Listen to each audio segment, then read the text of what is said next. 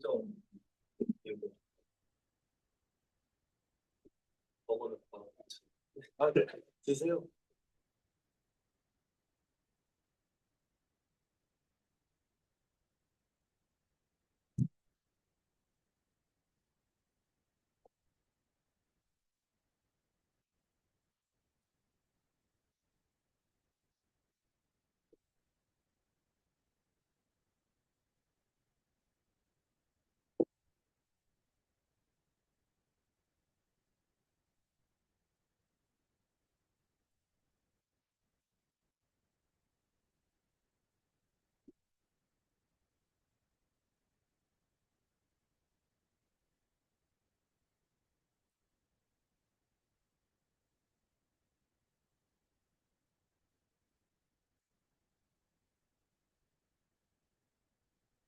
내가 내가 그치.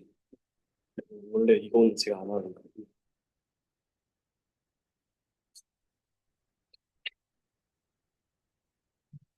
이거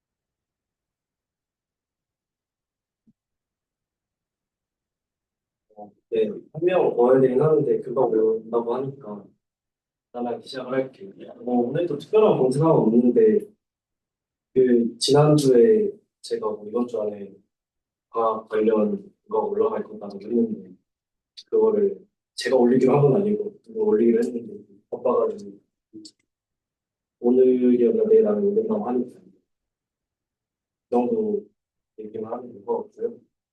오늘 발표 3개고 대주제는 7, 8, 9, 1, 8, 9번째 해당하는 발표가 있습니다. 시작이 그래서 그 순서대로 하려고 하고 시작 방법은 저부터 해보도록 하겠습니다. 발표하기 앞서서 어제 연세대 나왔는데 이제 조금 이따가 올 종민이랑 재열 재열이 형 발표를 해줬는데 너무 좋은 발표를 해서 거기서 이제 추후에도 계속 교류를 하자고 하는 기도 하고 뭐 이제 필요하면 발표자를 보내줄 수도 있다 이런 얘기를 하니까 좋은 것 같더라고요. 어제나 이제 2주 전에 갖고 있는 친구들 얘기 얘들 아시겠지만 생각보다 너무 되게 질문도 날카롭게 하시는 분들이 많았어요. 네, 여기까지 하고 제 발표를 시작해보도록 하겠습니다. 예제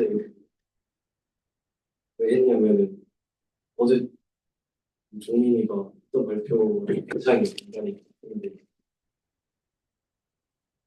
하다 보면 겹치더라고요. 근데 시작점이 조금 달라서 그 얘기도 하면서 해보겠습니다. 네, 제 주제는 7번째 롱스카트 디어렘과 비모수 추론과 관련된 내용. 비모수적인 추론에서 좀 기반이 되는 내용과 좀 수학적인 몇 가지 연계랑 섞어서 발표를 해보도록 하겠습니다. 네, 전 이렇게. 그리고 제가 그 집단방에 두 번째로 올린 오버리프 링크에 이거 잘 레이텍 PPT 양식 있으니까 추후에도 쓰셨을 것 같은데 우선 왜 비모수적 추론 이런 얘기가 왜 나왔냐. 어쨌든 첫 번째 저희가 계속 했던 얘기들은 어떤 오수를 추론한다거나 그런 유한차원 벡터 점 이런 추론 그런 거였잖아요. 근데 이제 비모수 추론의 문제 의식을 출발 모집단의 분포 함수를 전혀 모르는 상황이니까 뭐 정규 과정도 있고 특정 몇 개 파라미터가 아닌 전 분포 곡선 전체를 초월하려면 어떻게 해야 하는가. 그 곡선 전체라는 건 사실 뭐 무한 차원이라고 볼 수도 있고 그렇잖아요. 그래서 이런 추론을 어떻게 해야 되는가에 대한 그래서 확률 변수를 넘어 무한 차원의 확률 가상을 위해서 극한 이론을 이런 문제의식이 있었다고 하네요. 그래서 뭐 제가 처음에 정의할 건 이건데요. n개의 샘플 뭐 x1에서 xn 당연히 IID 가정이 필요하겠고 FNT를 저렇게 정의를 해요. 보면은 그냥 그 어떤 t라는 값보다 작은 xi들의 개수를 전체 n으로 나누는 거였어요. 이게 그 CDF-F와 비슷한 역할을 할 수 있다는 사실이 일단 뭐 생각이 되죠. n이 무한대로 갈수록 저게 그냥 F랑 가까워질 것 같다는 느낌도 있고. 그래서 우선 이제 글리본코 카틀리 정리를 했는데 이거 증명은 제가 어제 올려드린 종민이가 한 발표에 있거든요. 제가 제 발표 메인이 이건 아니라서 그냥 뭐 오머시어리 커버리스 한다고만 적어놨는데 궁금하시면 어제 카톡방에 올려드린 그 발표 내용 앞쪽을 조금 보시면 될 것 같습니다. 그래서 어쨌든 이 얘기가 뭐냐면 표본 크기 n이 무한해지면 좀 직관적으로 날 수 있듯이 이제 저걸 이제 경험 문법 EDF 혹은 뭐 부정의 의미를 붙여서 ECDF 정도로 얘기하는데 어쨌든 저 EDF가 모든 점에서 100% 균등 수렴한다는 것을 알 수가 있습니다. 그래서 뭐 큰 수의 법칙의 일종이라고도 생각을 할 수 있고 표본이 커질수록 EDF는 진짜 문법의 형태를 추적할 수 있다. 이런 얘기가 있고 그래서 우리가 이전에 어떤 중심북한 정리 같은 경우는 어떤 그러니까 이거를 알고 있음에도 우리가 할 수 있는 거는 어떤 점 T에서 FT의 값을 추론하기 위해서 FNT라는 것을 우리가 이용해서 추론을 할 때 그 차이가 저런 정규 분포를 따른다는 정도를 알고 있는 거예요. 근데 다만 우리가 아직 그 점별 추론을 함수 전체를 확대하지 않았기 때문에 각 점에서의 수렴이 보장되고 참수 전체에서 현재가 아직은 되는 게 없죠. 각 점에서 오차가 정규 분포를 따른다 정도는 돼요. 그래서 점이 아니라 함수 전체를 지배하는 어떤 얘기가 필요했습니다.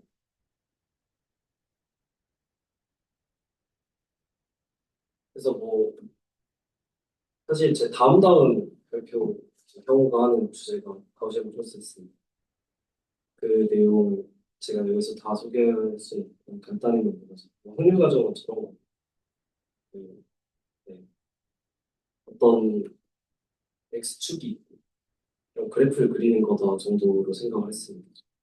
그래서 매칭 숫자가 나오는 것이 확률 변수라고 확률 과정은 하나의 랜덤한 어떤 프로세스가 나오는데 시간이 흐름에 따라 무작위로 변하는 상태들의 연속적인 모임으로 시각화 가능하다. 네. 그래서 가우시안 프로세스는 그중에서 뭐냐면 확률 과정 XT의 임의의 유한 시점은 그러니까 XT1하고 에서부터 XTK를 우리가 뽑는 거죠. 그 걔네들은 각각 확률 변수일 텐데 그 결합 분포가 항상 저 답변이나 정비 분포를 따르는 과정을 가우시안 프로세스라고 합니다. 그래서 뭐 얘는 성질이 이렇게 있는데 평균 함수, 분분산 함수 두 개는 완벽하게 결정된다고 하면 일단은 저는 좀 그렇다고 하거든요. 그래서 이 직전 제6 주제가 브라운 운동 관련이었는데 브라운 운동 WT를 바탕으로 대한 끝점에 고정된 특수한 가우시안 프로세스를 저희가 정의할 수 있어요. 그래서 브라운 운동 관련 내용도 직접 그 김태원 의원이 한 발제를 살펴보시면 됩니다. 대한 끝점에 고정된 특수한 가우시안 프로세스를 저렇게 PT를 정의를 하면은 우리가 알 수 있는 건 양 끝점이 고정이 돼 있죠. 시작점과 끝점이 각각 0으로 고정이 되고 기대값도 있고 그래서 저 기대값과 공분산 아까 뭐 얘기했던 게 평균과 공분산으로 우리가 가우시안 프로세스를 특정할 수 있다는 의미 친구의 특성들은 저렇게 되는구나 알았어요. 그래서 뭐 동스커스 테오리는 뭐냐면 우리가 일단은 뒤에서 상관없다는 걸 보일 수 있지. 편의상 저희가 구하고자 하는 구하고자 하는 FT죠. 다시 처음으로 돌아와서 그 아까 EDF 얘기를 계속 한다고 보시면 되는데 저희가 구하고자 하는 진짜 그 F가 일단은 균등분포라고 가정을 할게요. 네. 그래서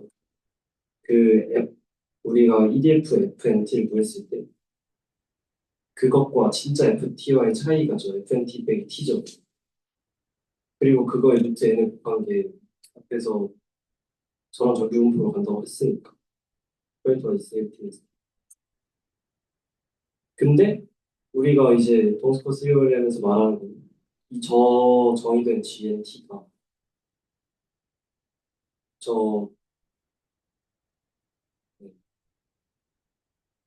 저 FT들의 공간인 거죠. 그러니까 저 D 어떻게 되는지 잘 모르겠는데 스코로 코드 공간 뭐 우연속 자극한 함수들의 위상 공간 뭐 그냥 CDF의 특성을 생각하시면 될 것 같습니다. 저 친구가 영의를 위해서 정의된 저 공간에서 저 GNT라는 함수 자체가 모든 T에서죠. 브라운이한 브릿지로 리컨버전스를 한다라는 게 동스컨스 티어리. 당연히 저 그 CDF들의 공간 위해서 얘기해야 되니까 저는 가장 필요해. 그래서 뭐 저희 증명을 사실 처음부터 끝까지 다 하기는 좀 어렵더라. 그래서 이런저런 느낌 스케치 정도만 하고 가려고 그러는데 저희 리컨버전스라는 걸뭐 아시는 분들도 계시겠지만 우리는 이런 거를 좀 보여야 돼요. 유한차원 분포의 수렴을 일단 보여야 돼요. 일단 가우시안 프로세스기도 하고 당연히 유한차원에서는 보여야 돼요. 그리고 함수를 GN이 컴팩트 안에 올라야 하고 네. 이런 걸 보여야 하는데 다 보이긴 힘들고 우선 GNT의 공분선 구조를 그 정도는 저희가 할 수 있어서 네, 그냥 읽어보시면 돼요. 별로 어려운 거 아니고 그냥 GN의 정의에서 나온 친구입니다. 루트 n분의 1은 상관없고 저 인디케이터 펑션들의 공분선을 다 더하게 되면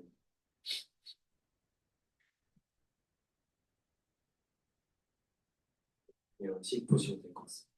그래서 가별량 CLT에서 또 수량 보장되고 좀 하는데 사실 이 구조가 그 브라운 브릿지의 공분선과 같다는 걸 알 수 있고 이것만으로 증명이 다 된다고 하긴 좀 어려운데 네, 그거는 공부하신 분들은 좀 찾아보시면 되겠습니다. 뭐 그래서 우리가 이거를 알면은 어떤 게 되냐라고 하면은 우리가 저 GNT라는 함수가 브라운 브릿지 간다는 걸 알 수가 있는데 그러면은 결국에는 브라우니안 브릿지가 가우시안 프로세스에 하는 얘기 때문에 그거의 오차 자체를 저희가 정규분포를 이용해서 또 뭐 정규분포 가지고 우리가 할 수 있는 추정과 검정 같은 걸 할 수 있는 그런 의미가 있다는 거예요. 그래서 뭐 사발제 있었던 제 기억하기로 제 사발자 되게 많은 그런 성질들을 보이는 거예요.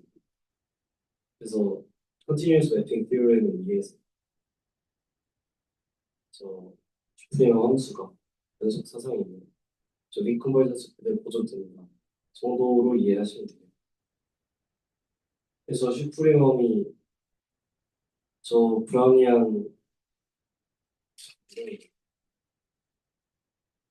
브릿지 슈프리멈으로 그 분포 수렴하는 저 GNT 정의 자체가 지금 아직까지 리얼 FT가 그냥 T라고 가정을 했기 때문에 저 위에 있는 식을 GNT 정의로 풀어 쓴 게 아니라 밑에 있는 식입니다.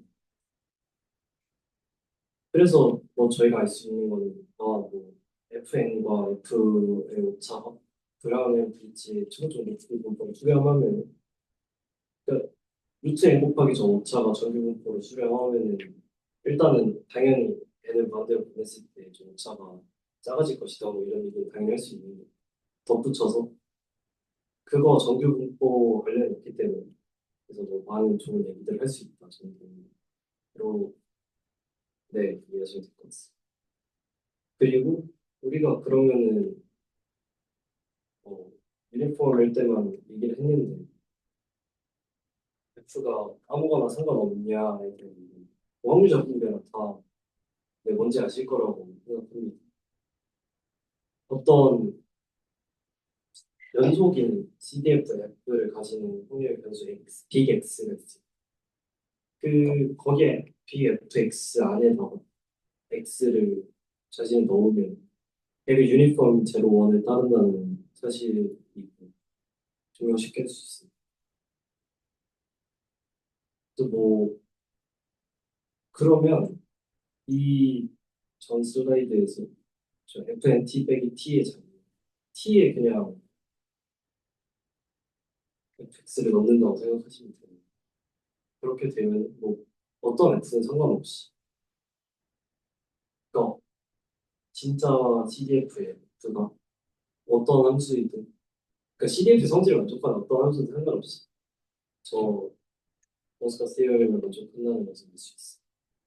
그래서 뭐 여기 어쨌든 어떤 분포를 따르더라도 무조건 분포 없이 변화를 거치면 그 어차피 슈프림은 언제는 뭐 동일한 불안행 브릿지의 동을 분포로 이게 다를 수 있다.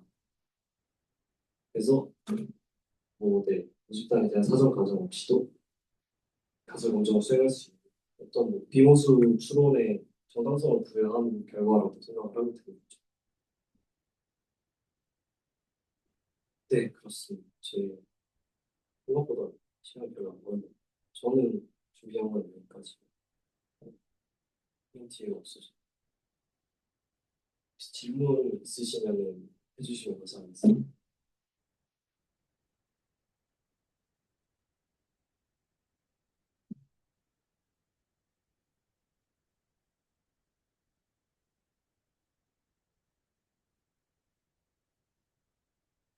네, 특별한 질문이 없으시다면 저는 네, 여기까지 하겠고 다음 표로 넘어가겠습니다.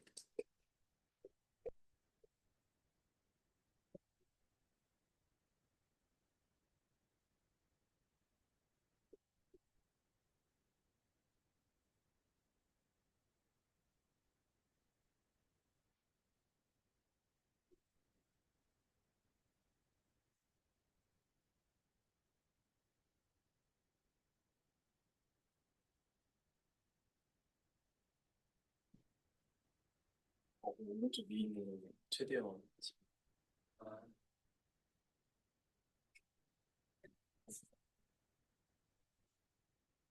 네, 반갑습니다. 여덟 번째 발제 가우시안 믹스처 모델하고 EM 알고리즘에 대해서 발표를 맡은 홍경배 주임이라고 합니다. 제가 다음과 같은 부제목을 달아봤어요. 관측된 데이터만을 가지고 그 주위에 숨어 있는 구조를 어떻게 리컨스트럭트 할 수 있느냐입니다. 가우시안 믹스 모델 GMM으로 불리게 될 텐데요. 요거는 단순한 클러스터링 알고리즘이라기보다는 데이터의 생성 과정을 확률적으로 모델링하는 그런 생성 모형입니다. 그리고 이 EM 알고리즘이라는 것은 그 잠재 변수가 존재한다고 할 때 그 ML를 수행하기 위한 대표적인 추론 알고리즘이라고 소개를 할 수 있을 것 같아요. 그래서 이번 주제 과제에서는 이 두 개의 개념이 부제목으로 달아놓은 질문을 어떻게 답을 내놓는지에 대해서 설명을 해볼까 합니다. 다음은 GN에 설명을 드리고 그리고 현재 변수 레이턴트 베리어블이 대한 개념이 왜 중요한지 살펴볼 겁니다. GM에서 EM 알고리즘이 어떤 맥락에서 등장하는지 살펴볼 거고요. 앞서 발제에서는 좀 설명을 해주셨는데 그 비지도 학습이라는 그 머신러닝 기법이 있잖아요. 뭐 알고 계신 분좀 흔히 많이 듣는 것 같은 K-means 그거와 어떻게 다른 건지 그걸 살펴볼 겁니다. 그리고 마지막에는 GLM하고 EM 알고리즘이 현대 머신러닝에서 어떻게 중요한 위치를 가지는지, 또는 한계가 무엇이 있고 어떻게 확장될 수 있는지 흐름으로 좀 설명을 드리겠습니다. 먼저 GMM입니다. 보통 이론적으로 다루는 통계 유형에서는요, 그 데이터의 분포를 가우스 분포 하나로만 모델링을 하는 경우가 많습니다. 그런데 현실 데이터는 그렇게 단순하지가 않잖아요. 예를 들어서 뭐 고객 집단이 섞여 있다거나 아니면 뭐 음성 패턴을 분석하는데 그런 패턴이 존재한다든지 서로 다른 그 퍼플레이션들이 섞여 있을 때는 그 단일 가우시안으로는 설명하기가 굉장히 어렵겠죠. 그래서 GMM은 그 데이터를요 여러 가우시안의 믹스처로 표현을 합니다. 그 수식을 보시면은 뮤가 평균, 그리고 시그마가 분산, 분모차 행렬, 그리고 뭐 파이가 이렇게 쓰시는 파이가 믹처의 웨이트인데 이제 각 클러스터와 선택될 확률이다라고 보시면 됩니다. 그래서 이 옵저버레이터 X가 하나의 팝플레이션에서 나오는 게 아니라 세 개의 정규 분포를 따르는 클러스터의 합에서 나온 거다라고 가정을 하고 시작을 하는 것입니다. FK 아래에서 쓰시는 FK는 그 가우시안 정규 분포의 PDF가 들어가면 되겠죠. 조금 더 이제 직관적으로 생각을 해볼게요. 사람 키 데이터 같은 거 한번 생각을 해보면요. 남성 키와 여성 키를 분석을 한 건데 파퓰레이션이 섞여 있다면은 단일 가우시안으로 모델링을 했을 때는 평균 근처에서만 잘 설명을 하고 실제 구조를 놓칠 가능성이 굉장히 높아지겠죠. 그런데 지금은 그 서브 그룹들을 세퍼레이트된 가우시안으로 설명을 하는 것이기 때문에 아무리 복잡한 분포여도 여러 개의 단순한 분포 조합으로 구별을 해서 구조를 잘 설명을 하게 됩니다. 요약하자면은 복잡한 현상을 직접적으로 모델링을 한다기보다는 간단한 스트럭처의 조합으로 쪼개서 이렇게 구성을 한다. 그럼 접근이 GMM의 아이디어가 되겠습니다. 여기 뭐 스캐터 플롯 한번 볼게요. 그 마우스 분포가 서로 다른 모양을 띄고 있어요. 크기도 다르고 이렇게 회전되어 있는 부분도 다르고 이게 요 뒤에 그 K-밍즈하고 비교를 해서 조금 더 자세하게 설명을 드릴 건데 K-밍즈는 유클리드 거리를 기반으로 해서 그 센트로이드를 잡고 원형의 형태로 클러스터링을 하게 되는데 GMM에서는 그 공분산 행렬이 존재를 해요. 그래서 타원형의 형태로 나오게 됩니다. 그리고 또 차이가 있다면 K-밍즈에서는 데이터를 반드시 그 하나의 클러스터에 속하게 만든다면은 GMM은 각 데이터가 클러스터에 속할 확률을 가지게 됩니다. 수식을 계산하게 되죠. xi가 주어졌을 때 그 xi가 클러스터 k에 들어갈 확률을 줍니다. 당연하게도 이 스캐터 플랫에서 애매하게 그 경계에 있는 이런 데이터들이 각 클러스에 들어갈 확률까지 계산을 할 수 있게 됩니다. 비지도학습 분점에서 GMM을 볼게요. 비지도학습 복습을 해보면 그 y가 없는 상황인 거죠. 그러니까 x들만 있는 상황에서 그 이들이 어떤 클러스터에 있는지를 모를 때 이를 구분해주는 문제를 푸는 기법 비교학습이라고 하죠. 그래서 이 GMM은 이 숨겨진 레이턴트 클러스터 스트럭처를 확률적으로 이제 그거를 해서 문제를 풀려고 하는 겁니다. 계속 반복해서 말씀을 드리고 있어요. 그래서 K-밍스처럼 단순하게 클러스터링을 하는 게 아니라 그 density 에스티메이션을 통해서 클러스터링을 하게 되고 이렇게 하는 거를 우리가 소프트 클러스터링이라고 지금 하드 클러스터링하고는 좀 대비가 되는 개념이에요. 이런 것들은 뭐 쿼터머 세그멘테이션, 뭐 스피치 레코그니션 등등의 분야에서 많이 활용이 됩니다. 그럼 여기까지 질문 소개 마치고 이제 레이턴트 매력을 잠재 변수로 넘어갔는데요. GMM에서 잠재 변수가 무슨 역할을 하냐면요. 다음과 같이 가정을 할 거예요. 그 관측된 데이터들 뒤에는 숨겨져 있는 히든 클러스터가 존재하고 각각의 데이터는 히든 클러스터 GI로부터 설명이 되었다. 그런데 이제 CI는 관측되지 않은 거죠. 그래서 우리는 인컴플리트한 데이터를 보고 있는 것이고요. 그래서 GMM의 목표는 관측된 데이터 X를 보고 이제 ZI를 추론을 하는 것입니다. 그래서 이런 구조는 그 GMM뿐만 아니라 다른 머신러닝 기법에서도 많이 사용이 되고, 뭐 토핑 모델이라든지 아니면 HMM, 그 히든 라이트 모델 중에서도 쓰인다고 합니다. 이제 GMM의 그 제너러티브 프로세스를 한번 볼 거예요. 그래서 GMM은 데이터를 다음 두 단계로 생성한다고 가정을 합니다. 먼저 클러스터를 선택을 할 건데요. 수식을 보시면은 그 여기 파이가 클러스터가 선택될 확률이라고 말씀을 드렸잖아요. 그래서 이 파이에 따라서 히든 클러스터가 정해지게 됩니다. 그리고 선택된 클러스터에서 가우시안 데이터를 분석을 하는 거죠. 아래에 있는 수식이 해당됩니다. 그래서 이게 조건부로 표현이 되어 있는데, 먼저 히든 클러스터 ZI가 결정이 되면은 거기에서 관측값 X가 생성된다. 이런 관점을 알아두시면 되겠습니다.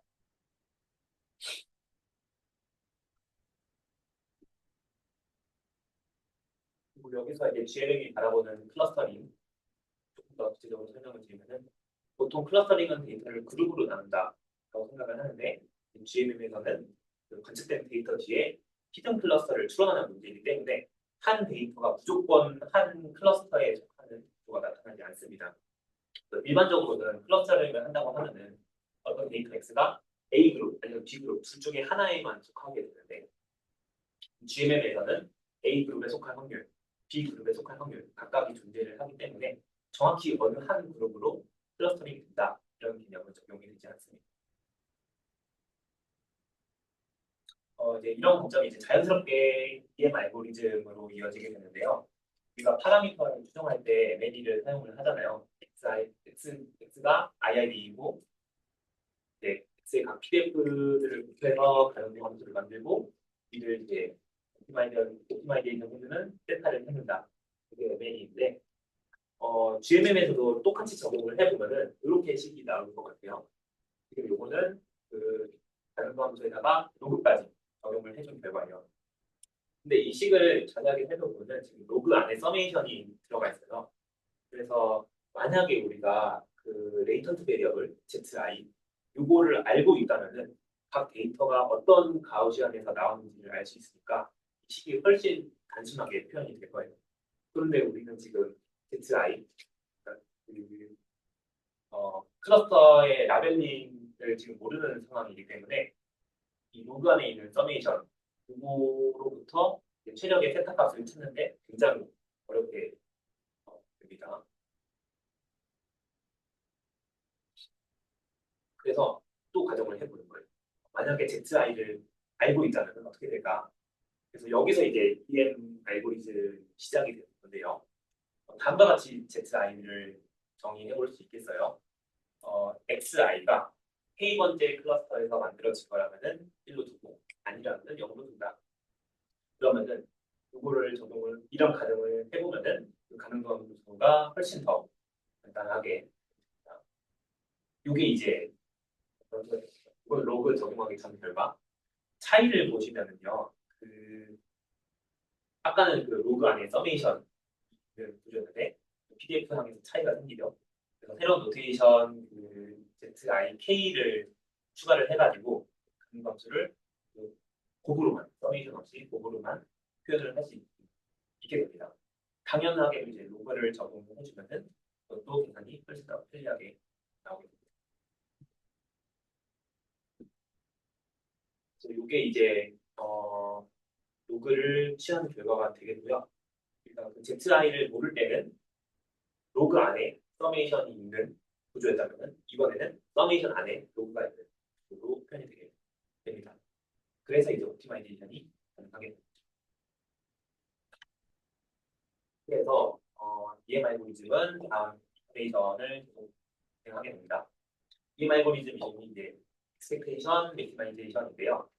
expectation은 데이터가 어떤 분포나 패턴에서 나왔을지에 대한 기대값, 즉 레이턴트 베리어블의 기대값을 계산을 하는 거고요. 그리고 맥시마이제이션 과정은 기대값을 바탕으로 그 라이클리후드를 최대화하는 세타 찾는 과정 이런 단계가 되겠습니다. 맨 처음에 그 ZI를 알고 있다고 가정을 했잖아요. 그래서 그 작업을 계속하면서 업데이트를 시켜주는 겁니다. 현재 파라미터를 가지고 레이턴트 베리어블 ZI를 추정을 하고 먼저 추정된 그런 베리어블을 가지고 파라미터를 계속 업데이트 해준다. 이 과정을 계속해서 수렴할 때까지 최종 파라미터를 구한다. 네, 생각하시면 되겠습니다. 그럼 이제 EM 알고리즘에서 그 E의 단계하고 N의 단계 이거를 각각 살펴볼게요. 먼저 이 스텝부터 봅시다. 여기에서는 그 베이지 정리가 사용이 되는데요. 그 사후 그 베이지 정리 공식을 보시면은요. 사후 확률이 프라이어 사전 확률하고 라이클리후드의 5에 비례한다. 라고 알고 있죠. 그리고 분모에는 그 총 확률이 들어가는 거고요. 그래서 여기 수식은 보시면 감마를 정의를 할 건데요. 이 감마는 그 포스테리어 사후 확률에 해당이 되게 됩니다.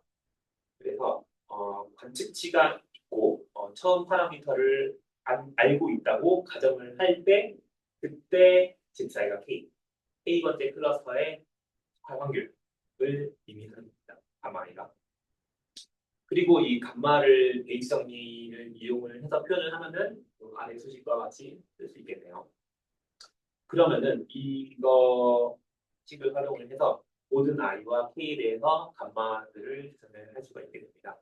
즉 각각 그 i번째 데이터가 k번째 클러스터에 속할 확률을 구할 수가 있게 되는 겁니다. 이거 베이지안 계산되는 과정을 조금만 자세하게 살펴봅시다. 감마가 사후 확률이고 베이지 정리를 적용을 해보면은 분자에는 라이클리후드하고 프라이어 했고 부호에는 총 확률이 들어가는데 분자부터 한번 볼게요. 분자에서 프라이어부터 사전 확률을 보시면은 클러스터 K가 선택될 확률인 거죠. 그리고 그거를 우리가 앞에서 파이라고 정했어요. 그래서 그 값이 파이가 되겠고요. 그다음에 라이클리후드 항을 보면은 K번째 클러스터가 선택되었을 때 거기로부터 XI가 등장할 확률. 그거는 우리가 각 클러스터는 가우시안을 따른다고 가정을 했기 때문에 그래서 그 확률은 그 정기분포의 PDF로 쓸 수 있겠습니다. 그 다음에 이제 분모를 봅시다. 분모는 이제 XI가 등장할 확률에 해당이 되는데요. 우리가 그 베이지 정리에서 분모를 계산할 때 전확률 법칙을 사용을 하잖아요.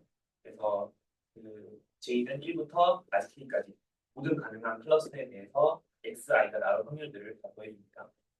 그리고 가우시안 뭐 정도 PDF로 표현을 해주면은 분모의 확률은 아래와 같이 계산이 될 것 같습니다. 그래서 이제 다시 감마 IK가 이런 식으로 유도가 되는 되고요. 정리를 해보면은 감마는 주어진 데이터가 K번째 클러스터에서 나왔을 확률이다라고 알아주시고 그리고 이 감마를 리스폰시빌리티라고 부를 거예요. 직관적으로 보자면은 클러스터 K가 XI를 얼마나 잘 설명하는가의 의미를 담고 있습니다. 그리고 감마는 당연히 확률이니까 0에서 1 사이의 값을 받고 1에서 다 더해주면 1이 되고요. 그 다음에 이제 스텝을 볼 건데요. 이 스텝에서 구한 그 리스폰시빌리티를 가중치로 해서 이제 라이클리후드가 최대화되도록 파라미터를 업데이트를 할 겁니다. 아이디어는 어쨌든 그 감마를 웨이트로 두고 가우시안 피팅을 계속 진행을 하는 건데 M스텝은 여기 수식 Q로 정의된 식을 최대화할 거예요. 우리가 지금 히든 베리어블 Z를 실제로는 모르기 때문에 그러니까 이 스텝에서는 가정을 했더라도 M스텝에서는 모르기 때문에 로그 라이클리후드를 계산을 할 수가 없어요. 대신에 현재의 파라미터 세타 올드를 이용해서 Z의 포스테리어 사분포를 계산을 했고 그 사분포에 대한 기대값을 취해줄 거예요. 즉 우리가 믿고 있는 그 잠재 변수들을 평균적으로 반영한 로그 라이클리후드다 보시면 될 것 같습니다.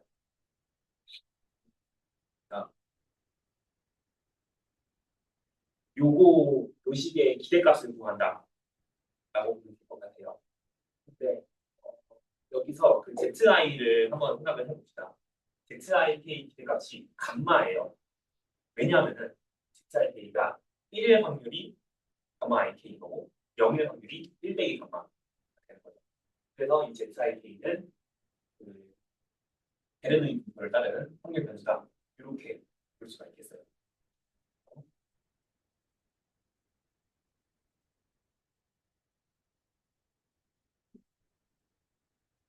그래서 이 Q에 대한 식은 이 기대값을 적용을 했을 때 아까 앞서 봤었던 그 로그 라이트리후드에서 ZIK를 감마 IK로 바꿔준 값이다 라고 표현을 할 수가 있겠습니다.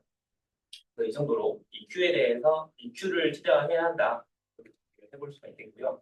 그 다음에 이제 그 파라미터를 업데이트하는 과정에서 감마 IK를 가중치로 쓰겠다고 말씀드렸잖아요. 그래서 NK를 새로 정의를 할 거예요. 그래서 이는 클러스터 K에 몇 개의 데이터가 속해 있을까? 라고 볼 수 있겠습니다. 예를 들어서 데이터 두 개가 있다고 생각을 해볼게요. 근데 X1에 해당되는 감마1이 0.3이고 X2에 해당되는 감마1이 0.4다. 그러면은 이 1번 클러스터, K가 1일 때 1번 클러스터에는 이펙티브하게 0.3 더하기 0.4, 0.7개의 데이터가 있다. 그리고 이제 그 가중 평균들을 계산해서 새롭게 평균을 업데이트할 수 있게 되죠. UK의 6의 나이 것이 되겠습니다.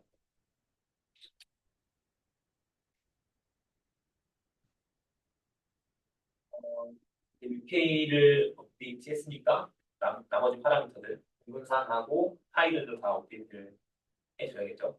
그래서 공분산부터 보면은 직관적으로 좀 바로 와닿아질지 모르겠는데 얘도 마찬가지로 좀 웨이티드된 코비런스 매트릭스가 됩니다. 그리고 이제 파이는 클러스터 K가 전체 데이터 MD 중에서 얼마나 큰 비중을 차지하는지 그거를 알려주는 값이 되겠습니다. 그래서 정리를 하자면요, 그 M스텝에서는요, 현재 추정된 그 레이턴트 베리어블의 어사이먼트들을 이용해서 그 각 가우시안들을 웨이티드 ML 또 다시 피팅을 하는 거다 보시겠습니다. 그래서 이런 EM 알고리즘을 계속 반복을 할수록 라이클리후드가 점점 증가를 할 거고 뭐가 수렴할 때까지 또 반복을 합니다. 그래서 이런 의문이 들 수 있어요. 정말 EM 알고리즘이 수렴을 하는가? 이 질문에 대한 답은 yes이고 이거 증명 과정을 보이고 싶었는데 여기 생각보다 어렵더라고요. 그래서 이거를 일단 수렴한다는 거는 일단 받아들이고 요거 증명을 제외하고 어떻게 이 알고리즘이 라이클리후드를 증가시킨다 요거만 한번 해볼게요. 그래서 등도 라이클리후드가 어떻게 증가하는지 살펴보려면요 그 젠센부터 시작을 해야 돼요. 알고 계시겠지만 그래서 우리는 이 로그 P를 최대화를 시켜야 됩니다. 그런데 로그 안에 그 시그마가 있었기 때문에 직접 옵티마이제이션을 할 수가 없었고요. 그래서 도입한 방법이 임의의 분포 QZ를 도입을 하는 겁니다. 그래서 이 서메이션 안에 QZ를 곱해주고 다시 나눠주고 할 건데 요거 계산을 부러지게 찾아보면요. 요게 이제 기대값을 표현이 할 수가 있고 그래서 이제 젠센 부등식이 만들어질 수가 있는 겁니다. 그래서 그 젠센 부등식은 원래 그 블록 함수에 대해서 함수값의 기대값을 취해주는 게 거꾸로 기대값의 함수를 적는 것보다 크거나 같아야 되는데 이 로그는 오목함수죠. 그래서 부등호 방향이 반대가 되겠습니다. 그래서 함수의 기대값을 취해준 것이 더 작은 값을 갖게 되겠고요. 그리고 젠센 부등식을 적용하면은 같은 부등식을 만들어줄 수가 있겠네요. 그러니까 밖에 있던 로그가 이제 안으로 들어갔을 때 값이 더 작은 값이 되겠다. 그래서 이 로그 P의 로어 바운드를 잡을 수 있게 되는 거예요. 그리고 이 로어 바운드를 점점점 키워나가면서 라이브러리를 증가시키는 게 MC입니다.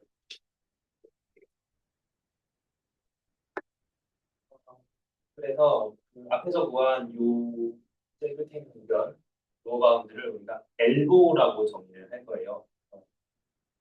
기대값으로 표현하면은 맨 위에 그 전체 수 있겠죠. 그러니까 로그 아니고 분자 분모를 뺄셈으로 쪼개준 거예요. 그래서 엘보라고 하는 것은 에비던스 오브 로어 바운드라고 해서 증거한 이라고입니다. 그래서 이 엘보 항을 보면은 그첫 번째 항이죠. P, XZ, 기근 세타. 그래서 요거 첫 번째 항은 그 조인트 프로버빌리티를 크게 만들어줘야 하는 항이 된 겁니다. 그러니까 계산된 파라미터 세타가 잠재 변수 x하고 그리고 데이터 x를 잘 설명을 해줄수록 그 값이 커지게 되겠고요. 그리고 그 뒤에 있는 항, 마이너스 붙어 있는 항 있죠. 요거는 이제 엔트로피 텀이라고 불리는데 우리가 그 QZ를 임의의 분포로 해서 넣었잖아요. 이 Z에 대한 임의의 분포가 너무 특정 값 하나로 몰리지 않게 해줍니다. 그래서 이 엘보 정의라는 식을 활용을 해주면요. 그 로그 가능도 함수를 엘보와 그리고 KL, 큐빅 라이블러 다이버전스 항으로 쪼갤 수가 있겠습니다. 식을 당연하게도 이제 엘보가 로어 바운드니까 그 로그 가능도 함수하고 로어 바운드의 차이가 K에 해당이 되는 거겠죠. 그리고 이 K에는 당연히 0 이상의 값을 가질 거고요. 그래서 이 식을 잘 관찰을 해보면요.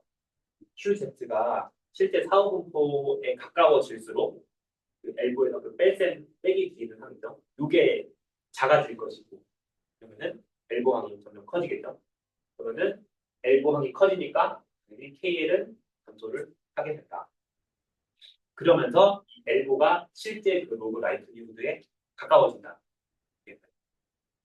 이 엘보가 그 로어 바운드 역할이기 때문에 로어 바운드가 실제 라이트니후드에 가까워진다는 관점에서 그거는 QZ가 실제 포스테리어에 가깝게 만든 포스테리어에 가까워진다. 같은 의미를 알아주시면 되겠습니다.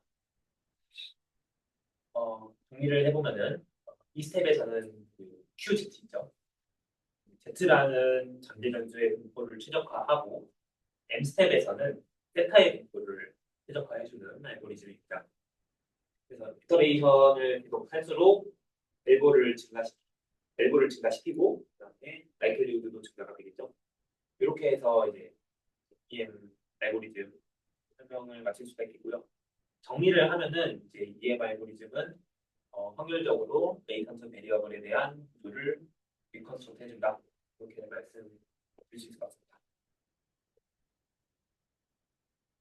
지금까지 GMM하고 EM 알고리즘을 알아봤는데 인트로에서 그렇게 말씀드린 것처럼 그 클러스터링에서의 K-민즈하고 차이가 뭔지 알아볼게요. GMM이 조금 더 제대로 한 방법이다. 그래서 보면은 K-민즈는 유클리드 거리 기반으로 센트로이드를 잡고 원형으로 클러스터링을 하죠. 즉이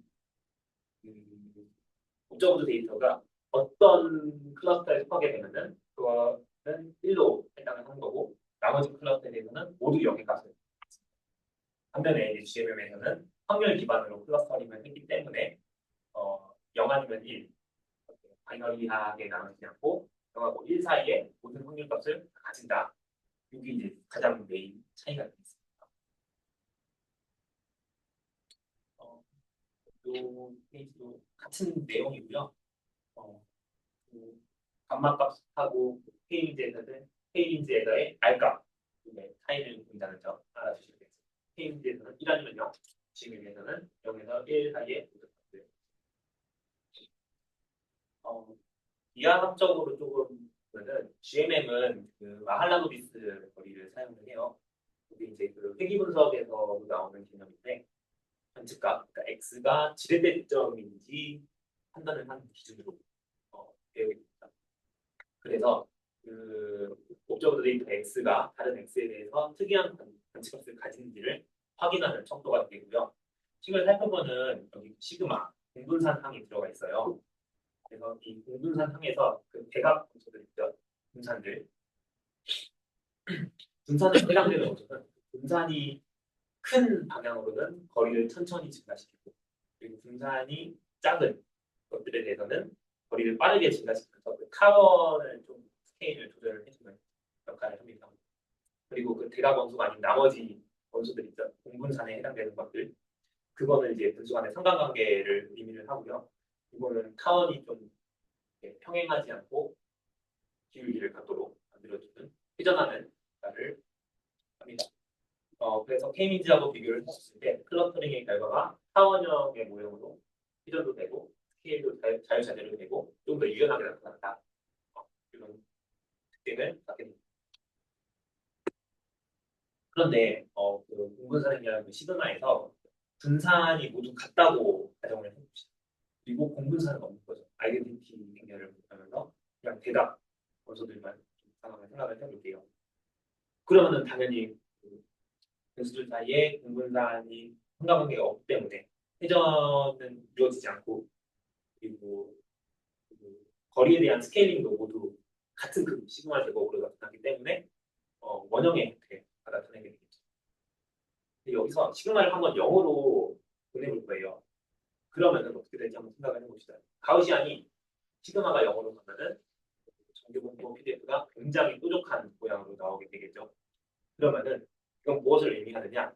감마의 값이 그 어떤 클러스터하고 조금만 멀어지더라도 그 클러스터에 들어가게 될 확률이 0이 된다는 것을 의미를 합니다. 그래서 다시 말하자면은 그 감마 값이 가장 가까운 클러스터 하나에 집중이 되는 형태일 것 같습니다.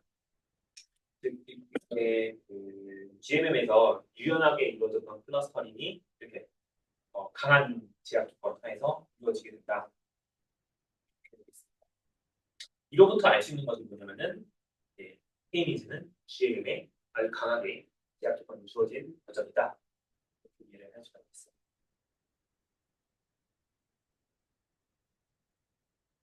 그래서 케이미즈는 가장 가까운 클러스터만을 살리는 구조이기 때문에 감마의 값이 0 아니면 1의 값을 주고요. 기존에 널널하게 클러스터링을 했던 GMM에서 강한 제약을 주게 된다. 시그마 제곱을 0으로 보내게 된다면은 그게 이제 K민즈가 된다. 그리고 또 표로 좀 소개를 해나가면 K민즈하고 GMM의 차이는 무엇인지 참고 좀 해주시면 됩니다. 그러면 이제 GMM하고 EM 알고리즘이 왜 중요한가? 앞서 계속 말씀드린 건데요. GMM은 단순한 클러스터링이 아니고 확률 기반으로 전제 변수를 모델링을 하고 그리고 그 확률을 추론을 하면서 복잡한 데이터의 구조를 설명할 수 있는 기법이다. 그리고 그 복잡한 데이터를 싱글 가우시안의 합으로 나타내고 그리고 어느 클러스터의 그 가우시안에서 나온 것인지를 역으로 추정하는 과정인 거죠. 그리고 EM 알고리즘은 그런 추정 과정을 다루는 프레임워크가 있습니다. 그래서 이제 EM 알고리즘은 제가 본 것처럼 ZI가 주어지지 않은 미싱 데이터 문제를 해결하는 것뿐만 아니라 히든 마르코프 모델, HMM, 토핑 모델, 베리에이션을 인퍼런스를 사용이 된다고 짧게씩만 소개를 해드리면요. 그 HMM은 시간 흐름에 따라서 순차적으로 발생되는 데이터를 모델링할 때 사용되고요. 음성 인식 자연어 처리를 사용된다고 합니다. 토핑 모델링은 텍스트 마이닝 기법이라서요. 문서 자료 단어들이 등장을 하는데 거기서 핵심 주제가 무엇인지를 찾아내는 과정이라고 보시면 되겠습니다. 그리고 베리에이셔널 인퍼런스는요.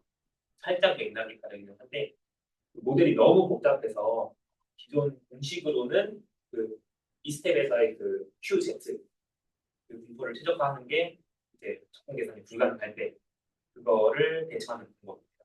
그래서 QZ의 그 포스테리어를 억지로 이제 구하는 대신에 계산하기 쉬운 형태로 도입을 한다. 그리고 그 쉬운 형태로 도입한 분포를 실제 QZ에 맞추어가는 과정이라고 보시면 되겠습니다. 이게 지금 요즘 이제 제너러티브 AI에도 많이 사용이 되고 있는 핵심 원리라고 합니다. 그래서 이제 GMM과 EM 알고리즘에도 이런 한계가 존재한다는 거. 그뿐만 아니라 또 다른 메이저한 한계들이 있겠죠.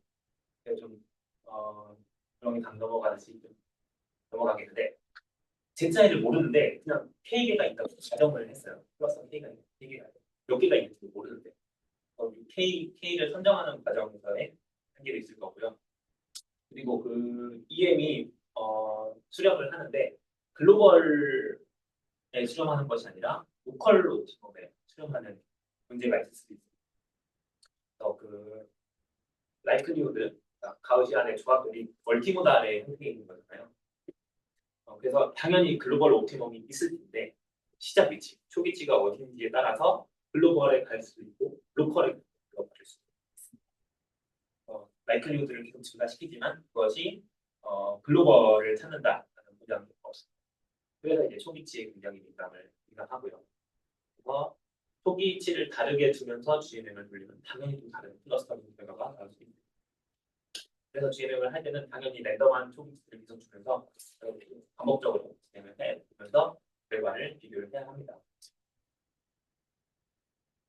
마지막으로 이제 특정 가우시안이 데이터 한 점에 모여 있을 때 보면은 그래서도 말씀드렸지만 시그마가 0으로 가는 상황이고요. 라이클리후드 자체가 발산할 수 있고 그래서 공교본부 그 PDF에서 시그마가 작으면은 그 분포가 피크를 찍는 구조가 되는데 그러면 그 한 점에서의 데시티가 엄청나게 큰 값을 갖게 되겠죠. 그래서 이제 ML이 강도 함수가 무한대로 발산을 해버리게 됩니다. 그러니까 ML이가 적절한 클러스터 사이즈까지 다 고려를 해주는 게 아니잖아요. 오직 그 데시티만 키워주는 것이 목적이기 때문에 GMM의 의미가 없어져 버리게 됩니다. 이런 경우를 방지하고자 그 공분사링량 시그마에다가 그 람다 i를 더해서 싱귤러한 매트릭스가 되지 않도록 그리고 또는 뭐 베리언스가 일정 값 이하로 내려가지 못하게 한다든지 이런 제약 조건을 주면서 사용을 합니다.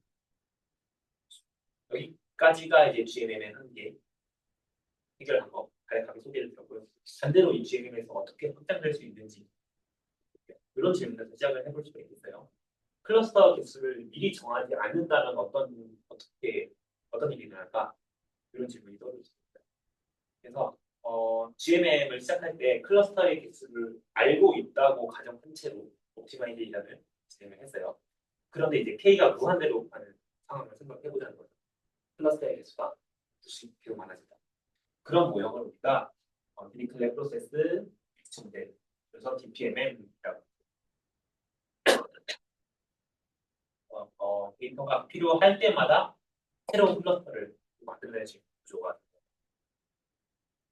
당연히 이제 클러스터가 계속 만들어지니까 뭐 장점이라고 하면은 모델을 굉장히 유연하게 잘 설명을 할 수가 있겠죠. 가우시안에서 그 평균과 분산 그 파라미터를 랜덤으로 정해서 그거를 옵티마이제이션 했다면은 이 디리클레 모델에서는 그 파라미터가 아니라 그냥 그 분포 자체를 랜덤하게 만들어내는 거예요. G0가 베이스 디스트리뷰션에 해당이 되고 새로운 클러스터가 생성이 되는데 그 새로운 클러스터가 생길 때의 파라미터를 어디서 가져올 것인가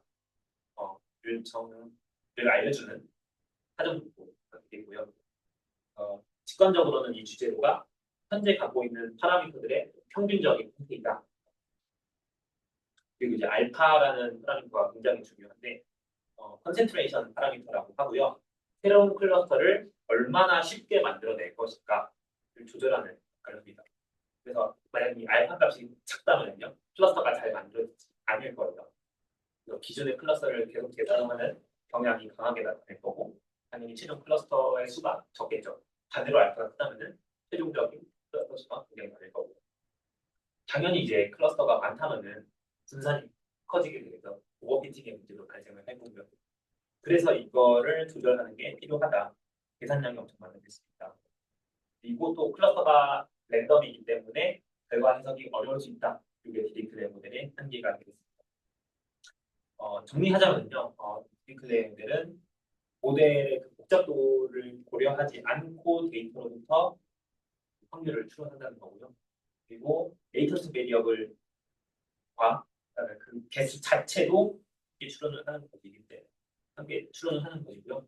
이게 이제 좀 요즘에 그 베이지안을 기반으로 한 머신러닝 아이디어도 많이 사용되고 있다고 합니다. 네, 결론을 내릴게요. GMM은 관측 데이터로부터 히든 스트럭처를 확률적으로 표현하는 모델이고 EM 알고리즘은 보이지 않는 관계 변수를 이터러티브하게 추론하면서 파라미터를 업데이트하는 알고리즘이다. 그래서 이제 현대 머신러닝에서는 관측 데이터만 보는 것이 아니라 히든 스트럭처까지 추론하는 것에 기반을 두고 있고 그 베이스가 GM입니다. 그리고 이제 EM 알고리즘이 어떻게 라이클리후드를 최적화하는지 가지는 않지만 어떻게 가능도가 커지는지를 살펴봤고요. 그리고 GM하고 케이니즈 비교, 그리고 GM의 한계와 해결 방안, 그리고 확장 버전인 싱클랩 무역까지 살펴보면서 보이지 않는 변수의 무추론이 내용 중 하나 이렇게 상기시킬 수 있을 것 같습니다. 네, 이상으로 발표 마치겠습니다.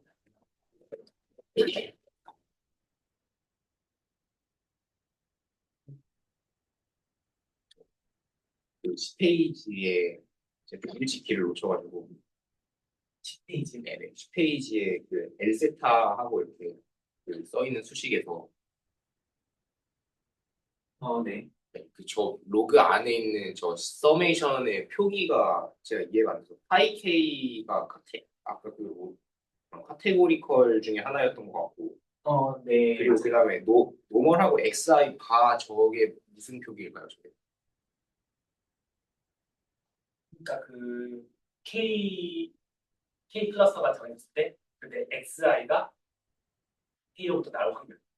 그러니까 클러스터 K가 정해지면은 그 각각의 클러스는 가우시안을 따른다고 가정하잖아요.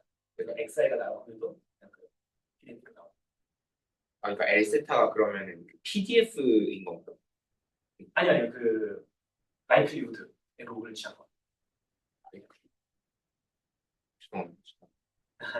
혹시 좋은 질문 주셔서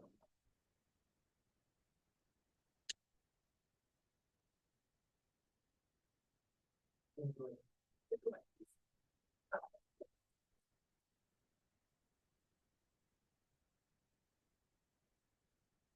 다음 발표 시작하기 전에 저 궁금한 너무 길었나요? 제가? 사실 아,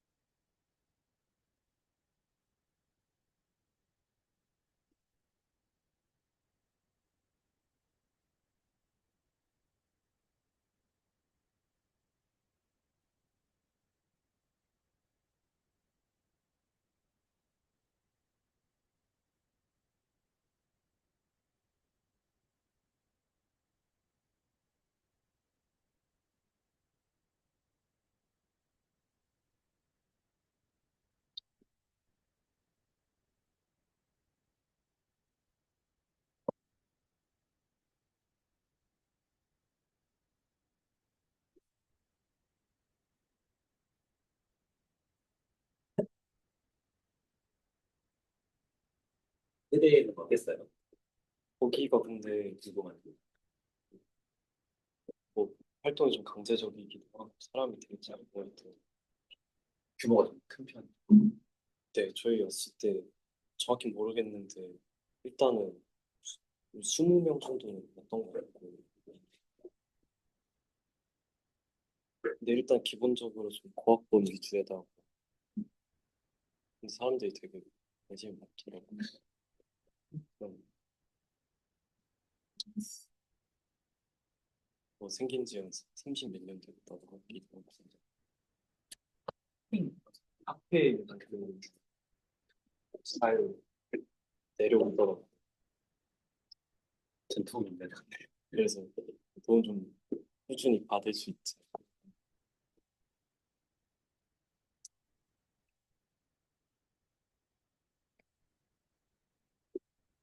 하나만 더. 이번 학기 활동 조건 발표 추가 발표 한 번 더 해야 돼요. 아니 근데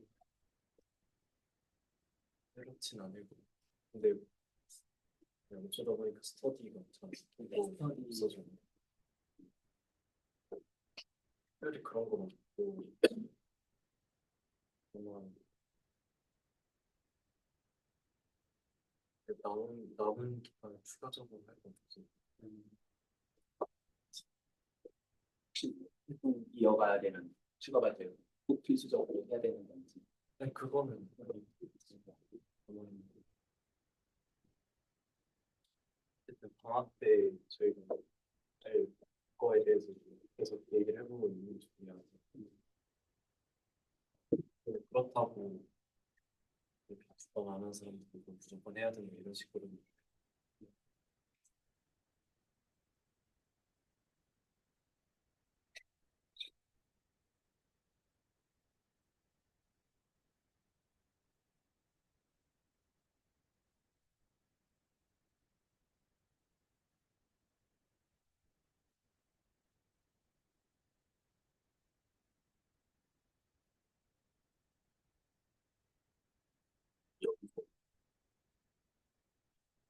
여기서 그러니까 GI가 여기서 골라진다는 거. 파이 I들이 각각 하나하나가 다 정규분 보라는 거. 그러니까 파이 K가 뭔지 모르겠어. 이게 뭘까요? 3분의 10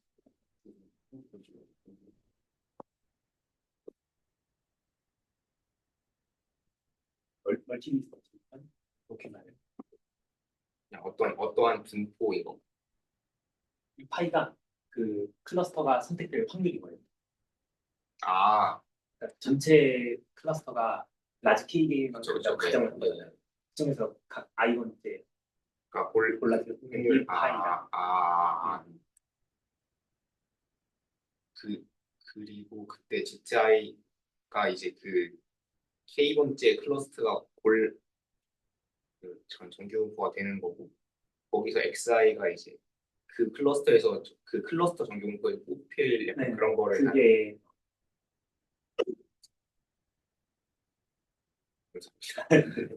공감부터 물어봐야 돼.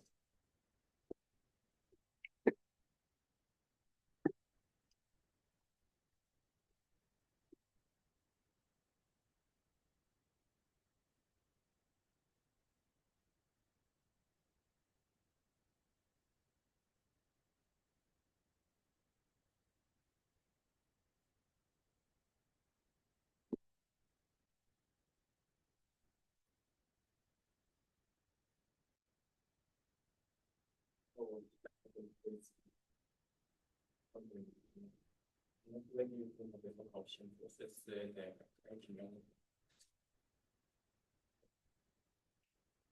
이런 이제 광고와 같이 엄청 간단한 문제로 옵션 프로세스에 관련된 일단 리지널 리그레이션 옵션 프로세스 연결되는 거 그리고 옵션 프로세스가 그래서 옵션 프로세스의 소유 분석이고 하이퍼파워랑 그리고 베이션 커뮤니케이션으로 같이 이거 이 인포메이션부터 좀 살펴보면 저희가 이제 데이터 관측에서의 목적은 이제 어떤 데이터 관측을 하느냐에 따라 다르지만 이렇게 이제 X1과 Y1부터 이렇게 순서성이 있을 때 데이터가 따르는 함수를 이제 추정하고 싶잖아요. 그래서 이제 그 가장 잘 데이터를 잘 표현하는 함수 fx를 찾는 게 목적인데 이제 기존의 parametric regression 즉 그러니까 모수가 주어진 회기에서는 이제 선형회기나 아니면 뭐 당 시스템에서 이제 함수 자체가 이제 고정돼 있고 이제 그 고정된 폴들을 이제 베이시스라고 부르거든요. 근데 만약 이제 실제 데이터의 자체가 이렇게 그 선형성인 구조를 따르지 않거나 아니면 차원 자체가 이제 무한 차원인 경우에는 이 고정된 모델이 이제 데이터와 맞지 않아서 추론하는 데 실패하고 그래서 이상한 함수를 내뱉게 돼요. 그래서 이제 생각할 수 있는 질문이 이 시스 함수나 이제 유한 차원을 가정하지 않고서 그 복잡한 함수를 모델링할 수 있다. 이 질문에 대답하기 위해 이제 가장 이제 non-parametric regression, 비무수적 회귀 분석이 있습니다. 그래서 이 비무수적 회귀 분석의 특징은 이제 함수의 차원이나 아까 말한 베이직 X와 같은 형태를 보정하지 않고 또 데이터의 수가 늘어남에 따라서 이 모델 복잡도가 증가한다는 게 그러니까 예를 들면 데이터 자체가 이제 수가 그냥 늘어나서 이제 그냥 단순한 리니어 리그레션 같은 거에서도 그 데이터 수가 늘어나도 이제 적합할 때가 있는데 아예 이상한 방향으로 늘어나게 될 경우 그 비모스적 회귀 분석은 이제 모델 복잡도를 증가시켜서 이제 오버피팅이 일어나지 않도록 할 수 있습니다. 그리고 가우시안 프로세스는 이제 앞으로는 이제 길어서 GP라고 부를 텐데 그럼 비모스적 회귀 분석을 확률적으로 구현하도록 하는 설명은 이제 다음 슬라이드에 할 건데 이게 그러니까 어떤 의미냐면 기존에 이제 회귀 분석은 이제 하나의 함수 fx를 추정하고자 하는데 이제 가우시안 프로세스는 함수 자체의 확률 분포를 생각하는 것입니다. 그러니까 하나의 함수를 보는 게 아니라 여러 개의 이제 가능한 함수들을 모아서 그 가능한 함수들에 대한 확률을 구해와 그리고 이제 처음에는 이제 이거는 이제 이론보다는 이제 실제 데이터를 가지고 풀어내는 방법인데 처음에는 이제 모든 함수가 다 가능한 설정에서 데이터를 이제 하나씩 추가할수록 이제 안 되는 함수들을 쳐내서 이제 적절히 가능한 함수들만 남기는 것이 이제 베이지안적인 접근이라고 보시면 되겠습니다. 그래서 이제 가우시안 프로세스의 원리를 설명하기 위해 가장 기초적인 베이지안 리니어 리그레션을 볼 건데 먼저 이제 이 fx는 x tends to w라는 기초적인 이제 그 리니어 모델이 있는데 그 기존의 이제 회귀 분석에서는 이제 이그 파라미터 벡터인 그 w를 알지는 못하는 상황이지만 일단 고정된 상수로 취급을 하잖아요.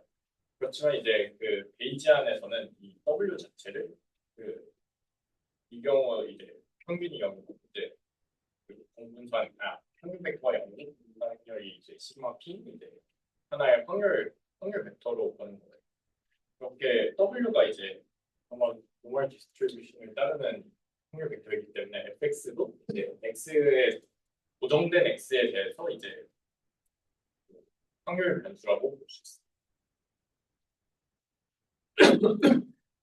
그러니까 이 fx는 x에 대해서 이제 확률 분포를 따르고 파라미터의 이제 확률 분포를 부여하는 것이 이제 함수의 확률 분포를 부여하는 것이라고 볼 수 있습니다. 아까 봤었던 이제 리니어 모델은 일단 그 파라메트릭한 꼴이고 그 중에서도 이제 그냥 일반적인 그 가장 기초적인 이제 선형식이죠. 그렇지만 이제 이런 선형 모델은 이제 사용할 수 있는 부분이 매우 제한적이 있기 때문에 이런 YX라는 피처 맵이라는 걸 도입하고 이 피처 맵의 YX가 이제 함수들의 벡터인데 y1 x부터 ymx가 이제 일종의 그 기저라고 보시면 돼요. 그래서 fx를 이 yx랑 코에피션 벡터 그러니까 지금 파라메트릭 벡터라고 보시면 w랑 내접을 하면은 이 f 자체는 이제 파라미터에 대해서는 리니어지만 인풋인 x에 대해서는 논리니어하기 때문에 저희가 이제 추론하고자 하는 함수에 대한 유연성이 좋아진다고 볼 수 있습니다. 그리고 이제 추론 가능한 이제 함수 자체 그 종류가 다양해지는 거죠.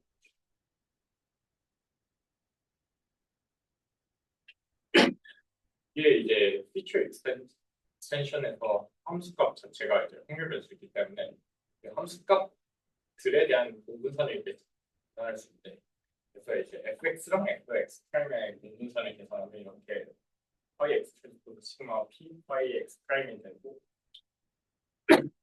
이 내적식 자체를 이제 px, x 프라임이라고 정의하고 저희가 이제 앞으로 이거를 커널이라고 부릅니다. 그러니까 이 상황에서는 저희가 커널 자체를 그 서로 다른 두 함수값에 대한 공분선으로 정의합니다. 이 커널 트립이라는 건 저희가 이제 나중에 필요한 값을 구하는 데 있어서 베이지안 옵티미제이션이나 그런 가우시안 프로세스 자체를 쓸 때 yx라는 함수 자체를 알 필요 없다는 그 점에서 기인하는 건데, 예를 들면 이제 가장 자주 쓰이는 이 커널이 얼핏 커널이라는 건데, 이 식 같은 경우에는 이제 특성 공간 자체가 이제 무한 차원이라서 yx를 이제 쉽게 구할 수 없는데, 커널 자체의 그 형태는 매우 간단하기 때문에 단순하게 이제 원하는 특별나 그런 걸 이제 구하는 게 쉽습니다. 그래서 이제 가우시안 프로세스에 대해 정리할 건데, 아까 서진님께서 발표해 주신 간단하게 소개를 해주셨지만, 이제 가우시안 프로세스는 무한 차원의 이제 인덱스를 가진 이제 확률 변수들의 모임이고, 거기서 이제 유한계를 임의로 뽑았을 때 결합 분포가 항상 가우시안 다별량 정규 분포를 따른다는 것입니다. 그래서 이제 표기는 이제 f가 이 bp m, k를 따른다는 건데, 이제 m은 이제 fx의 평균이고, p는 이제 그 f 서로 다른 두 점에 대한 f의 공분산이라고 보시면 됩니다. 이 가우시안 프로세스는 이 평균 함수랑 그 코베리언스 커널 k 두 개로만 결정되고, 그 k에서 이제 xi, xj를 이제 i, j의 원소로 가지는 행렬을 이제 k, 라지 k라고. 이 RBF 커널은 아까도 말했듯이 이제 가장 대표적인 커널로 이 두 인풋 사이의 거리가 가까우면은 이 공분산 커널 값이 이제 큰 값을 가져서 그 함수 값을, 그러니까 두 인풋이 이제 가까우면은 비슷한 함수 값을 내뱉게 하고, 거리가 멀면은 이제 코릴레이션이 이제 감소하는데, 이때 함수 형태를 보시면 매우 스무스하게 감소하는 것을 알 수 있습니다. 여기서 그리고 L은 이제 랭스 스케일로 거리를 스케일링하는 이제 하이퍼 파라미터라고 보시면 되고, RBF 커널은 이 식을 보면 아실 수 있듯이 무한봉이고, 근데 이 RBF 커널이 이제 또 한 번 가능하다는 것을 볼 수 있듯이 함수 자체가 매우 스무스해서, 실제 데이터는 별로 스무스한 함수를 원하지 않는데 그래도 너무 스무스한 그 결과를 리턴하는 경우가 있어서, 그 스무스네스를 이제 좀 조절해 줄 필요가 있어서 만들어진 게 이 마텐 커널이라는 거고, 이거는 이제 스무스네스 파라미터 U라는 것을 이용해서 그 U가 이제 작으면 이제 좀 거친, 그러니까 좀 약간 삐죽, 약간 샤프한 부분이 있는 이제 함수를 주는 거고, 이제 이 U가 크면 이제 스무스한 펑션이 됩니다. 그리고 이제 이 U를 이제 무한대로 보내면 아까 봤던 이 얼베트 커널이랑 같이. 그리고 가장 기초적인 커널에서 이제 다른 커널들을 만드는 방법은 이제 크게 이제 그 커널 자체가 덧셈과 곱셈에 대해 닫혀 있는데, 이거는 이제 사실 그냥 계산을 해보면은 당연히 그 커널이 덧셈과 곱셈에 대해 닫혀 있다는 것을 알 수 있어요. 이걸 이용하면은 그 커널 자체 커널들을 조합했을 때 이제 예를 들면 주기성이랑 선형성이 섞여 있는 그런 데이터에서 주기성만을 나타내는 커널과 선형성만을 나타내는 커널을 이제 쪼개서 이제 관측하는 것이 가능하다는 장점이 있습니다. 그래서 이제 복잡한 구조가 그 간단한 이제 커널들의 결합으로 표현이 가능하다는 것입니다.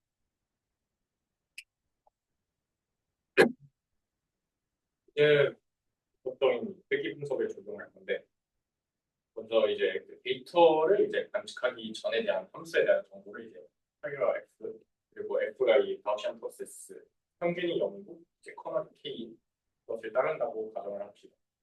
그리고 이제 실제 관측된 데이터는 이제 yi고, 그것은 이제 fxi라는 함수값에 입실론 i라는 이 노이즈가 더해진 꼴이고, 저희의 최종 목표는 이제 데이터 y가 주어졌을 때 사후 분포 f 바 y를 이제 구하는 것이 목표이죠.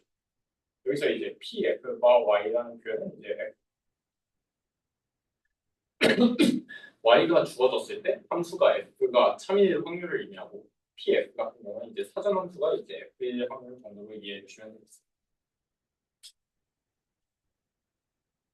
저희가 이제 갖고 있는 데이터 벡터 Y가 있고 그리고 예측하고자 하는 이제 F 스타가 있는데 이 F 스타는 이제 기존에 있는 데이터에서 새로운 점이 들어왔을 때 그것에 대한 함수값이 이 두 개의 관계를 보기 위해서는 이제 조인트 가우시안 디스트리뷰션인 거를 확인하면 되는데 이게 무슨 뜻이냐면 이제 기존의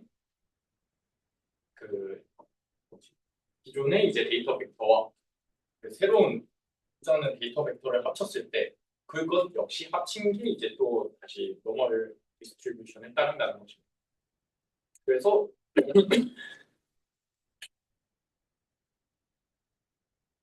네.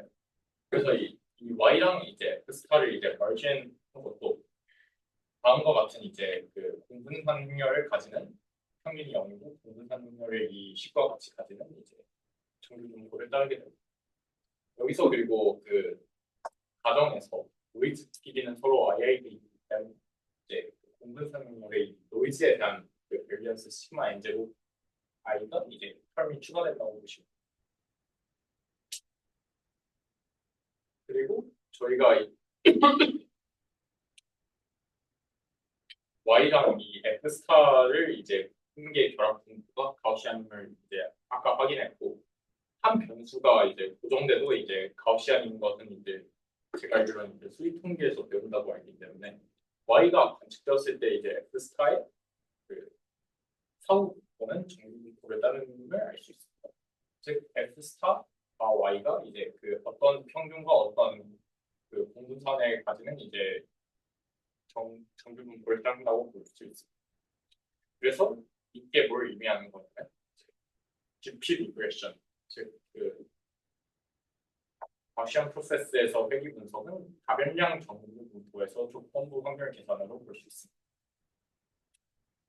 이 앞서 구한 이 공분산 확률을 통해서 그 계산을 적용하면 이 F 스타와 Y의 평균 그리고 평균이랑 분산 자체를 이제 그 행렬들의 이제 곱으로 이제 표현을 할 수 있고 이게 이제 예식과 같은데 여기서 뮤 스타는 이제 저희의 최종 예측값 그리고 시그마 스타는 이제 예측의 불확실성을 의미합니다. 당연히 이제 그 관측 데이터랑 그 실제 데이터가 이제 가까울수록 그 불확실성 즉 분산이 줄어드는 것을 알 수 있습니다. 여기서 이제 그 뮤스타의 식을 보면 이게 지금 행렬과부터 곱으로 표현되어 있는데 그걸 이제 쪼개면은 KXI, X에 대한 선형결합으로 표현할 수 있습니다. 그러니까 이 KXI, X들의 선형결합이 의미하는 게그 KXI, X 자체가 이제 커널이기 때문에 그 주변에 있는 데이터 합전마다 이제 주변에 있는 데이터들의 영향이 이제 더 크게 반영되고 그것들을 이제 다 시그마로 합친 거기 때문에 이 식 자체가 의미하는 게 뭐냐면 GP 리그레션은 왜 확률적으로 부드러워지는지 그러니까 데이터 포인트 기준 약간 정규 분포처럼 이제 그 주변으로 부드럽게 감소하는 부분이라고 보시면 되겠습니다. GP 리그레션에서 이제 트레이닝은 처음 저희가 봤던 그 식에서 파라미터 벡터인 이제 W를 추정하는 것이 아니라 그 커널 아까 말씀드렸던 RBF 커널과 같이 커널에 대한 이제 하이퍼 파라미터를 이제 최적화하는 과정입니다. 그래서 아까 봤던 그 RBF 커널에서 랭스 L과 L 그리고 시그널 밸런스, 노이즈 밸런스와 같은 하이퍼 파라미터를 이제 최적화하는 것이 이제 목표입니다. 여기서 이 하이퍼 파라미터를 잘 정하는 게 중요한 이유가 그 모델의 모양이랑 구조 자체를 결정하는 게 하이퍼 파라미터이기 때문입니다. 그러니까 예를 들면 RBF 커널에서 이 L이 매우 작아지면은 그 특정 지점에서 이제 발산하는 것처럼 보이는 이제 샤프한 함수가 나올 거고 L이 너무 커지면 그냥 데이터 자체를 무시한 채 거의 이제 직선에 가깝게 나오는 이제 스무스한 펑션이 나오기 때문에 데이터들에 맞는 파라미터를 찾는 기준이 필요해서 그래서 이제 데이터들로 이제 하이퍼 파라미터를 업데이트해서 가장 최적의 하이퍼 파라미터를 찾는 것이 이제 저희의 목적입니다. 기존의 이제 관측 모델을 살펴보면 y는 이제 fx 플러스 이플론으로 함수의 값에 이제 노이즈를 더한 값이었는데 함수 자체가 이제 가우시안이고 노이즈도 이제 정규 분포를 따르기 때문에 이 둘을 더한 이제 y 또한 이제 당연히 가우시안임을 알 수 있고 이것은 이제 평균이 0이고 분산이 이제 ky이라고 저희가 두면 ky는 아까 그 터널 xi, xj를 이제 ij term으로 가지는 확률 k랑 노이즈 베리언스를 추가한 그 확률이라고 보시면 되겠습니다.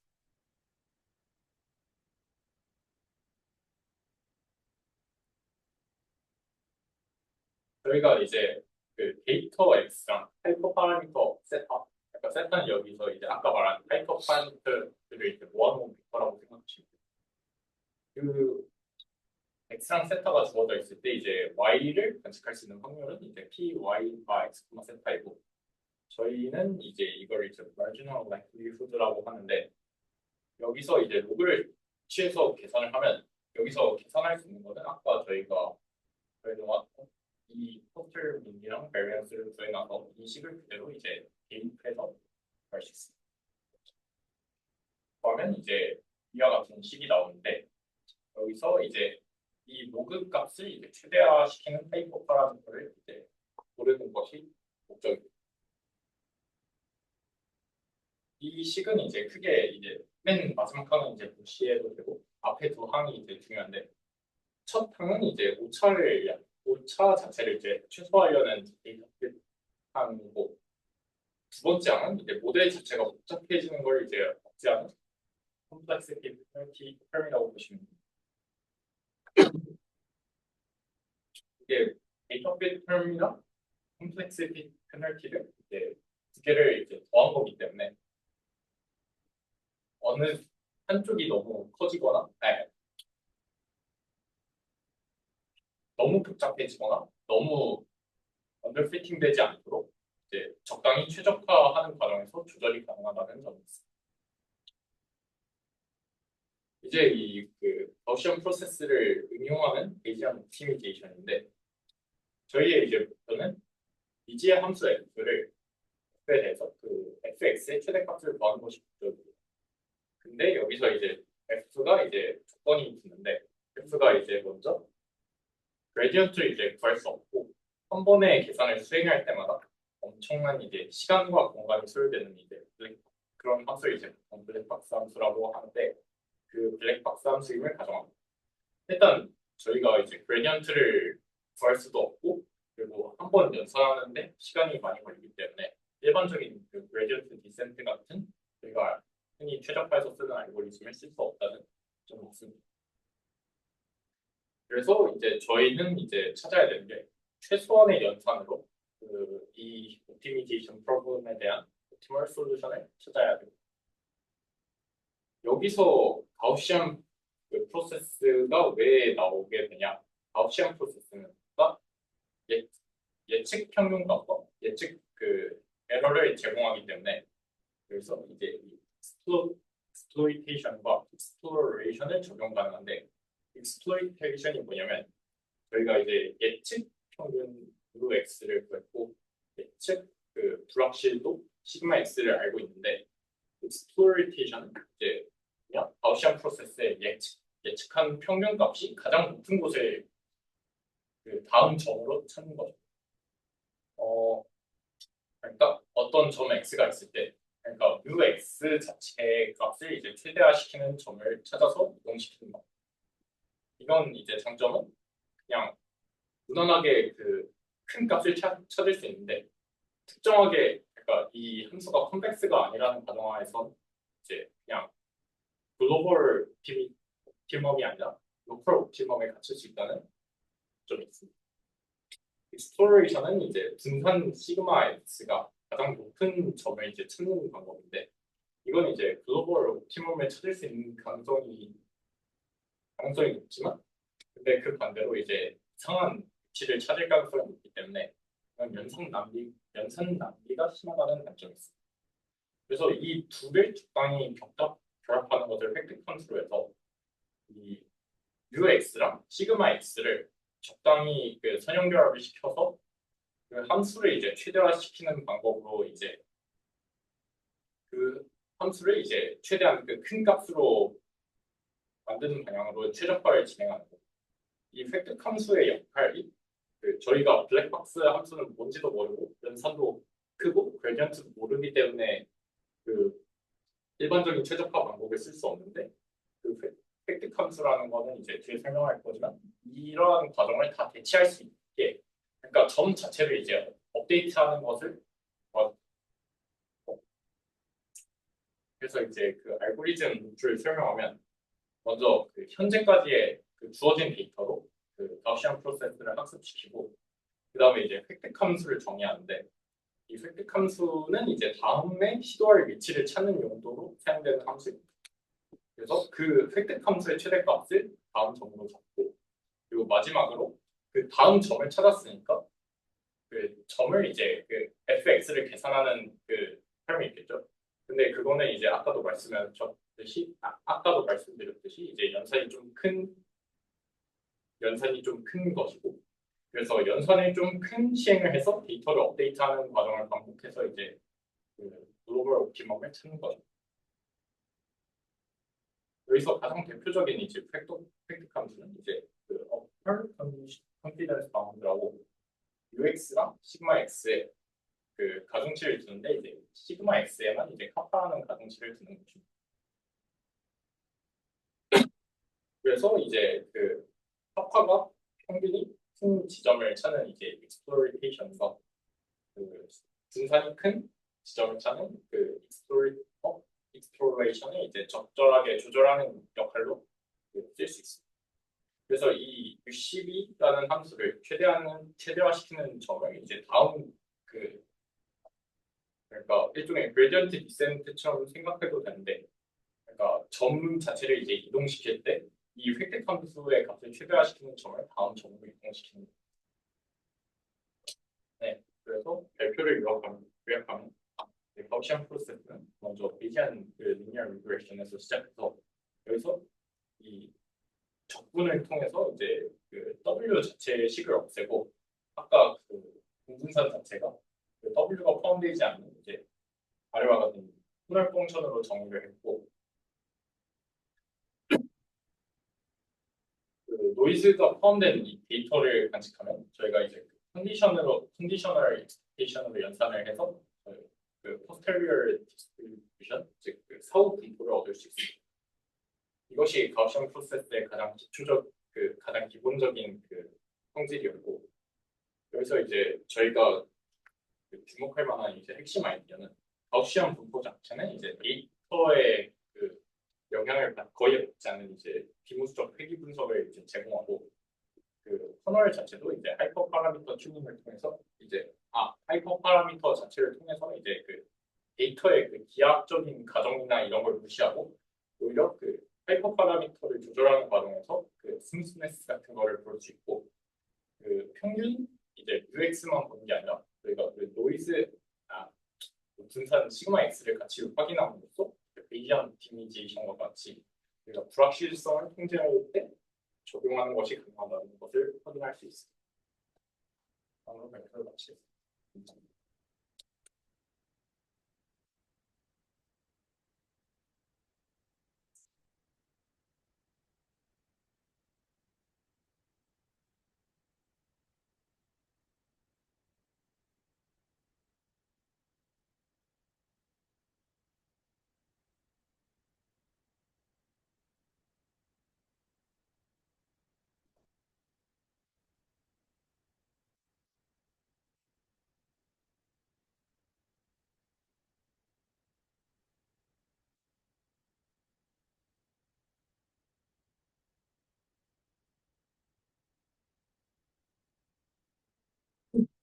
네, 늦은 시간까지 들어주셔서 정말 참석자분들 감사드리고요. 다음 주 목요일에 가도록 하겠습니다. 네, 여기까지 감사합니다.